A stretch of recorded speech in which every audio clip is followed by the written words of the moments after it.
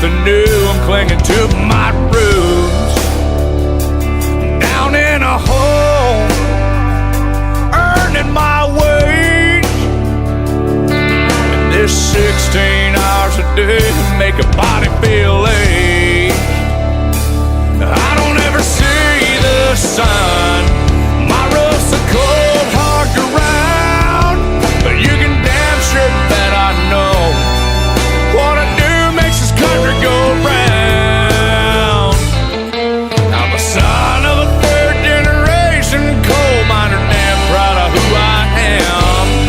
Nothing gets knocked down and picks himself up, ain't looking for a hand. I dig all day from when the sun comes up, when the sun goes down. I fall asleep at night knowing what I do makes this country go round.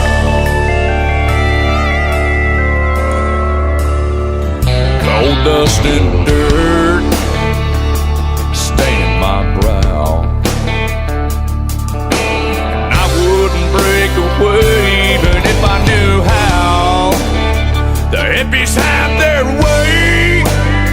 You see a dying breed gone. Man, you ought to see him come running when they flip the switch and no light comes on. I'm a son of a third generation coal miner, damn proud of who I am. Got the gets knocked down and picks himself up, ain't looking for a hand. I dig all day from when the sun comes up, when the sun goes down. I fall asleep at night knowing what I do makes this country go round.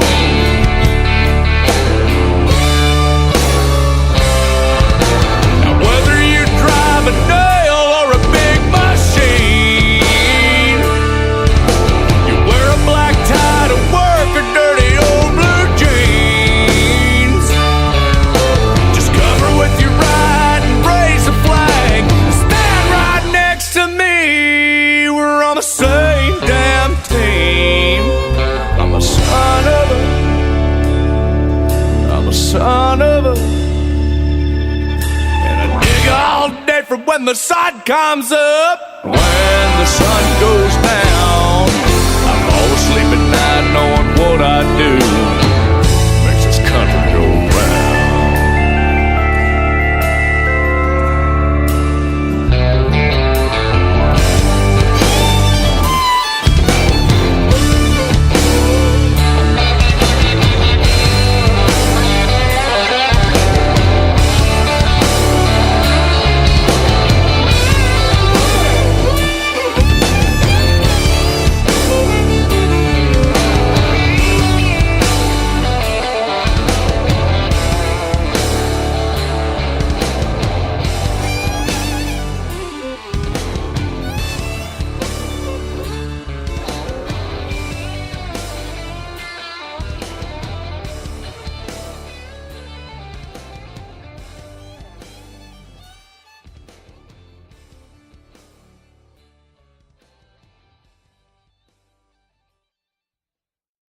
And that was Country Go Round, and I'm pleased to be joined in studio now by Troy Bullock. Good morning, and thanks for stopping by. Hey, thanks, Don, man. Thanks so much for having us. So good to be home. Oh, well, so and good to be home. So tell us a little bit about your background and where you're from and how you got into music. Hey, you know, I'm originally from northern Idaho, but I've been in and out of Gillette, Wyoming for the last 14 years or so. 14, 15 years, and I worked in the coal mines out here, and I was basically discovered here in Gillette. So you have more of a history here than I do. I mean, it yeah, really totally. is. It's the entire coal community. That's a big part of what you do, isn't it? Yeah, absolutely. No, the people that work in coal really responded to this particular single. I got into music really, really early. I was about 8 years old when I started playing guitar, and you know, that led me into writing and piano, and I'm a multi-instrumentalist, so I play several different instruments and as well as produce. So, you know, I've really taken, you know, this particular record here to the next level, I think, with as far as the quality and what the song says. It's really the message of Wyoming. So tell us a little bit about the song Country Go Round and a little bit about the story behind it. Country Go Round, I wrote that while I was working for Peabody Energy out at NARM in Wyoming's Thunder Basin. And, I really didn't, out there you don't have, your instruments. So it was one of the first songs I wrote, entirely without having any instrumentation to rely on. So I wrote it while driving around, in one of the big haul trucks out there. And, the single's just really based on what we do, as coal miners. And the big thing is the war on coal right now. And I've pretty much been traveling the country, speaking out against certain falsities with that and trying to kind of set the record straight. Well, and that is really a cool thing that you're using music to spread that message. And as you mentioned, I mean, my grandfather was a coal miner in West Virginia, so Oh, very cool. Yeah, and I unfortunately I never got a chance to meet him, but it really is just a huge part of our culture that. You don't hear a lot of musical artists. You hear a lot of singers sing about cowboys and all other professions, but I don't think I've ever heard, other than Coal Miner's Daughter. Right, or what was it? Tennessee Ernie Ford was 16 tons. But I'm kind of trying to follow in that lineage. And you're right. Coal isn't just a huge part of our culture; it's a massive part of our economy. And, 40% of the energy produced in this country comes from coal. If you stamp that out, we're just in the dark ages, so that's really what I've been talking about is making sure that the rest of the country knows how important the coal sector is to the U.S. economy and what it would do if we didn't produce it anymore. Oh, yeah, absolutely. Absolutely. And so, where are you living at these days? Are you back in Idaho or? No, I reside in Las Vegas now. I'm back and forth in between LA and Nashville, and my residence is in Las Vegas, but just for the simplicity of getting to both of those cities easier. Getting out of Gillette is kind of difficult, when you have to fly. Oh yeah, sure. Yeah. I just went on vacation to Las Vegas a little over a month ago, and I ended up driving. So I do know. I really wish I'd have known you were in town. Next time you come down, make sure you give me a shout. Well, I'll be there the last week in June next year. I've already booked it. You already got it ready, huh? Oh yeah. It's a great town, but it really is a huge difference between a big city like that and Gillette. And it's kind of cool that you're able to still connect with the roots that you have here. Yeah, and our roots here, with the coal thing and with being a cowboy and everything, you'd be shocked just how, even people that don't realize, they've been marching around saying, stop coal. Then when they hear this song, they're like, okay, I've got to do my own due diligence. And so many minds I've changed out there already have just been like, I never really even thought about it until I heard your song. And then I had to think about it and have a choice, So that's really the power of the message, and that's what, is really resonating all over the country is the people that know it, and the people that don't want to know now. So what kind of response have you gotten from the music community? And I think as a country singer, it probably you probably wouldn't get as much of a backlash as you would as maybe some other genres. But what kind of response have you gotten from your fellow musicians and other people in the industry? Man, it's really been overwhelming. The fact that I produced such a traditional sounding country song is based on what is on radio today. The Hank Williams Jr. feel to this particular track really is, with especially the country music industry, is really hitting home that, you can come from a small town. You can do a type of music you believe in, and if you're good enough at it, people are going to listen. So it's been just an incredible response to this song and what it talks about, Sure, sure, and I'm sure you mentioned the Hank Williams Jr. sound, and I mean you can tell that from the song, but I mean, what are some of your other influences? Huge Johnny Cash fan. I've been a Cash fan ever since I was a really small.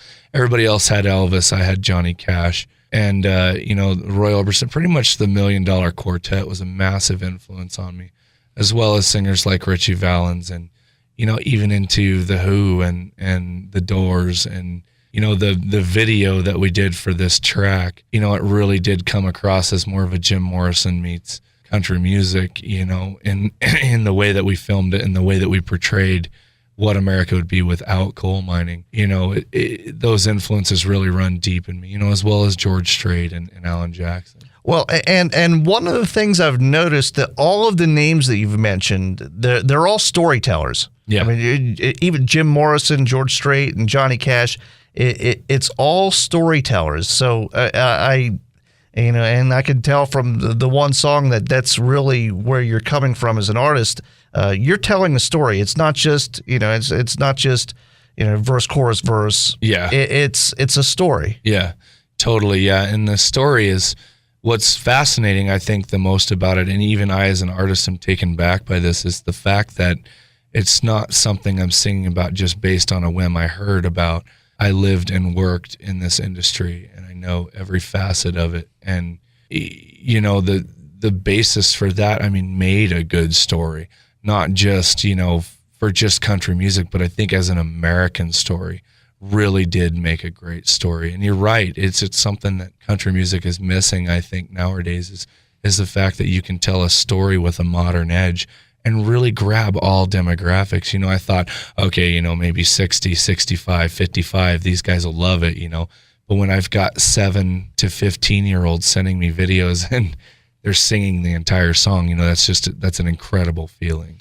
Well, and I mean, I can tell you, I have an 18-year-old daughter that just loves modern country music and the modern sounding country music, but she also likes the traditional artists as well, and it surprised me. I mean, teenagers, you wouldn't think they would be getting into the country music these days. I mean, she went from a heavy metal phase right into country music, and I think it really is it really is encouraging to see younger people kind of attaching to traditional country music. Right. And I think, I can totally identify with your daughter. I went through my grunge phase was huge when I was in high school, and I went through my Kurt Cobain phase, and everything, but I always held on to that traditional fiddle and steel. And I think, what we're seeing, really honestly, when you say that they're attaching to traditional country music, is it just talks about life. I mean, how can you not listen to it and not be able to relate to it? It just really tells a story about life. The majority of it does. And I can see that, in even some of our, the young people that we've had as fans, that we're blessed to have as fans, because they truly tell everybody about it, and that's what's fascinating about this younger generation is they seem to identify with tons of different types of music, but they hold true in their heart what is dear to them, Oh yeah, absolutely, and it's encouraging to see that. I mean, for a while there, that I didn't know if there was going to be a lot of hope for modern music, but it's good to see music with a story being the dominant type of music again. It really is. It's a great thing to see. It is, yeah, and I totally agree with you. It really, the first time that I saw those girls singing my song, I never ever thought that somebody in junior high would be like, this is the coolest thing I've ever heard, and that it really is just, it was an overwhelming feeling for me, because I didn't think that, when writing this, that would touch, so many different ages, and it really is just, it's a great feeling. And it gets the message across, which is in the end, I mean, that's the important thing, that you made a connection with somebody and they were able to take something away from your creation. Yeah, absolutely. And that's what it's all about, is in, isn't, for me, it's never been fame and fortune. The whole idea with, everybody knowing your name was never a thing for me. And it's more been about a reckoning for me, just being able to say, I went out and I did it. That was the best thing for me was, being able to say, I conquered that, and that was something I set out to do, and I achieved it. So you're here in Gillette, you're doing the radio tour. I mean, where do you go from here? We go to Dallas from here, and then we do our Texas tour, which includes like San Antonio, Houston, the larger Texas markets, and then shoot to Nashville, and then hopefully some Southeast stuff. Nice. So, and I want to welcome you back to Gillette. Again, we're talking with Troy Bullock. The single is Country Go Round, but you're going to do another number for us here. Which one are you going to do for us? I'm going to do a song called My Old Six String, and this basically tells the time I was in Nashville. I worked in Nashville for about 7 years, and just kind of tells the story for some other people out there that might be thinking about getting in the music industry and maybe possibly have a convoluted, fogged up, I guess, image of what the music industry is. And it's hard, it's tough. I mean, I've been doing this for 25 years, and this song really tells the story about, how I ate ramen in a truck, and slept in it, on Music Road. Well, being in the radio business, I've done almost the same thing. So it's My Old Six String again. Troy Bullock, thank you for stopping by. We'll just go straight into the song. Absolutely.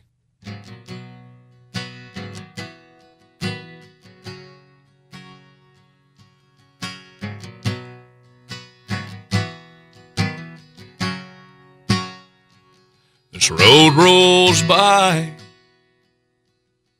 like a freight train creeping through the night. For miles and miles, a steel ride's been burning in my mind. Got nothing left but the soul guitar, and in the right place, they say I'll go far, yeah. But it ain't gonna stop me, this missing you. It ain't gonna hurt me like you'd hope that it would do. And I ain't gonna give up like I did on you. Your memory and my old six string gonna carry me through.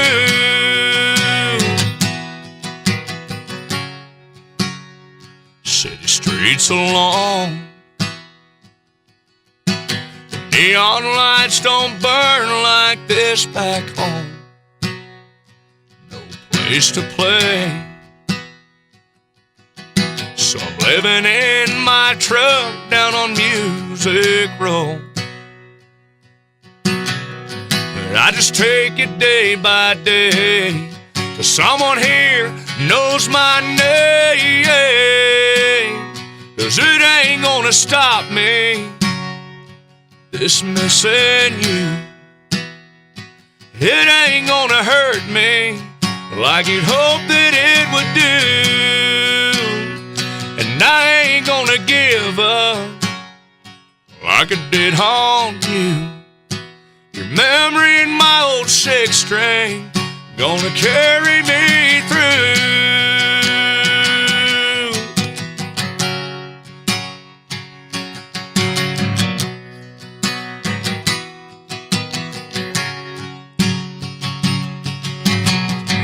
And standing on this big old stage tonight,